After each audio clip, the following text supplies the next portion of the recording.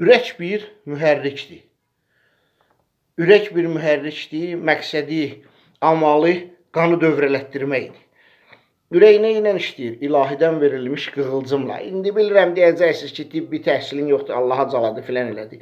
Onu hələ elm sübut eləyə bilməyib ki, ürək insan doğulanda, rüşeym yarananda necə olur? Ürək hərəkətə düşür, işləyir. Ürək Allahın verdiyi qığılcımla işləyir. Və yaşa dolduqca, illər keçdikcə bu qığılcım zəifləyir. Bir qismi öz axmaqlığımız ucbatından, bir qismi məcburiyyətdən, yuxusuz qalmaqdan, ağır işlərdən, stressdən və lazımdır ki, qan dövr eləsin. Yaradan genlərimizə yazıb özünü bərpa mexanizmi.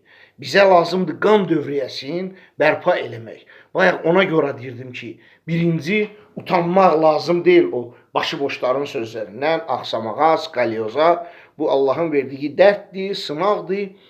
Bizə nə lazımdır? Sakit mühit. Sakit təbiətin qoynunda və həmən o parazitar insanlardan uzaq gəzəsiz.